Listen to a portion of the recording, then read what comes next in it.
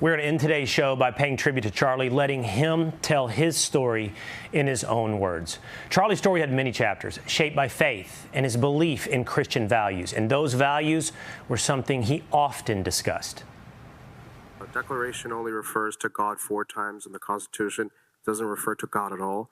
And it only articulates the structure of government. Is common law Christian in nature, or is it not? Remember that we were a collection of states and colonies, and you need to read the state constitutions before anything else. In almost every single one of the original state constitutions, Pennsylvania included, they had, I profess Lord and Jesus Christ as my Lord and Savior in the original state constitutions. A common law is an outgrowth of the scriptures. So let's go to 3 principles of common law: due process and jury of your peers, wrapped into the ultimate biblical principle that you shall not favor justice if you are rich or poor, which is the idea of blind justice. We get that in the West, which is incorporated also in the New Testament ideal: neither slave nor Greek nor Jew, you're all one in Jesus Christ, which we get the idea of human equality.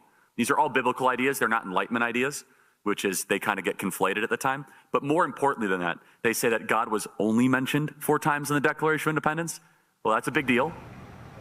From faith to family, a couple of months ago on Fox and Friends Weekend, he talked about the tough love he and his wife sometimes needed to dish out.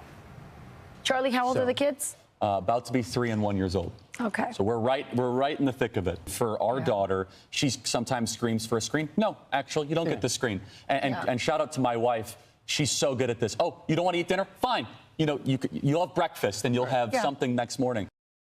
Protecting the family unit was also something Charlie believed was a top priority for America.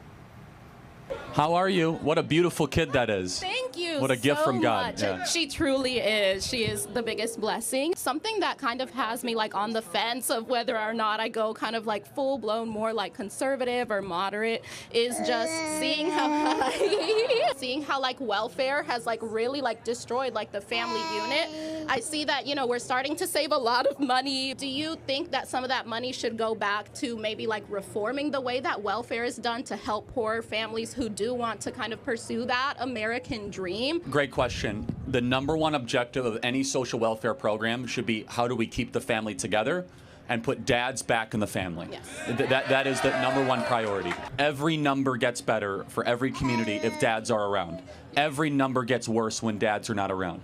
Unfortunately, in the black community, dads are the most absent of any community. About 2/3 of all black youth will be raised without a stable father around. And I know, it's crazy, right? To have a father figure is a silent way of forming a child to be a mature citizen. And unfortunately, as we've removed dads from families, government has come in and has taken the place.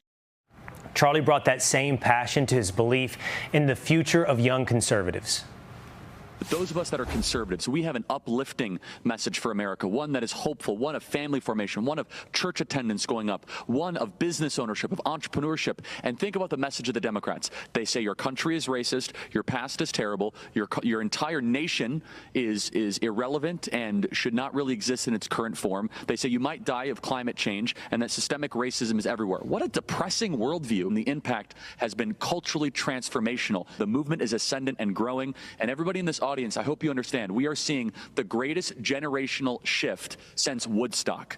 We are seeing a generation that was supposed to be liberal, supposed to be progressive, becoming increasingly conservative, and that is, for the Democrats, an existential dilemma for them and their political future.